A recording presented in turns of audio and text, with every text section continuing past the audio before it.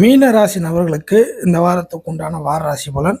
இந்த வாரத்துக்கு உண்டான பலன்களில் மீன ராசி நபர்களை பொறுத்தவரை கிட்டத்தட்ட 12ஆம் இடத்துடன் ஒரு மாதிரியான சுய அமைப்புகளில் சில சரியான சூழ்நிலைகள் அமையாத ஒரு கிரகம்னு பார்த்தீங்கன்னாக்கா செவ்வாயாக போயிடுச்சு. 12ஆம் இடத்துடன் நல்லா போயிட்டு இருந்த விஷயங்கள் எல்லாமே மீனராசி நபர்களுக்கு திடீர்னு பின்னடைவாக போன ஒரு காலகட்டமாக ரீசெண்ட் டேஸாக போயிடுச்சு.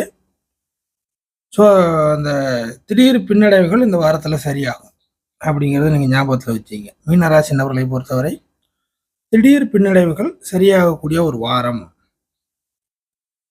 அதே போல நட்பு கிரகம்னு சொல்லக்கூடிய சந்திரன் ஒரு வளர்பிறையாக போயிட்டு இருக்குது. வளர்பிறையாக போயிட்டு இருக்க காலகட்டம் மீனராசிக்கு 3, 4, 5 அப்படிங்கிற மாதிரி தான் வார இறுதிங்கிற அமைப்பு முடியுது. ஸோ இந்த வாரம் ஆரம்பித்த ஒர்க்கிங் டேஸ்லேருந்து கடைசி அமைப்புகள் வரைக்கும் சனி ஞாயிறு வரைக்குமே கிட்டத்தட்ட சந்திரனுடைய நகர்வுகள் நல்லபடியாக தான் இருக்குது. ஸோ சந்திரன் இந்த ராசிக்கு எந்த ஒரு விஷயத்தையுமே வேகமாக எதையும் செய்ய வைக்கக்கூடிய கிரகம். அதுதான் நம்ம சொன்னது முதல்ல.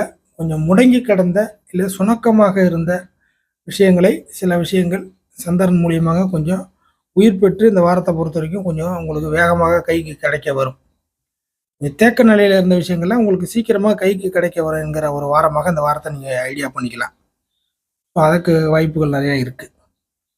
அதற்கு அடுத்த நிலைமையாக சனி சூரியனோட காம்பினேஷனும் முடிவுக்கு வருது இந்த வாரத்தை பொறுத்த வரைக்கும். சனி சூரியன் 6 மற்றும் ஜென்ம ராசியில் இருக்கக்கூடிய சனி ஏதாச்சும் ஒரு விஷயத்துக்காக மல்லு கட்டிக்கிட்டு போராடிக்கிட்டு என்னன்னே தெரியல, வேறு வழி இல்லை, உங்களை நடுவில் வச்சு 2 பக்கமும் ஏதோ ஒரு விஷயம் அடிக்குது, இல்லை 2 பேர் நடுவில் வச்சு உங்களை அடிக்கிறாங்க அப்படிங்கிற மாதிரி இருக்கும். ஸோ மல்லு கட்டிக்கிட்டு இருந்த விஷயங்கள் இந்த வாரத்தை பொறுத்த வரைக்கும் டப்புன்னு ரிலீஸ் ஆகிற மாதிரி இருக்கும். நான் கூட கடுமையாக பிரச்சனை ஆகும்னு நினச்சேன். பரவாயில்லையே சௌரியமாக சின்னதாக போயிடுச்சு, பெரிய பலூனாக இருந்துச்சு, படார்னு காற்று போயிடுச்சு, சப்புன்னு போயிடுச்சு அப்படின்னு சொல்கிறோம் இல்லைங்களா? அந்த மாதிரி உங்களுக்கே சில விஷயங்கள் இது பெரிய பிரச்சனை என்ன ஆகுமோ ஏதாகுமோன்னு உங்களுக்குள்ளேயே ஒரு உதறல் இருந்துச்சுன்னா கூட இந்த வாரத்தை பொறுத்த வரைக்கும் அந்த உதறல் அமைப்பெல்லாம் இருக்காது.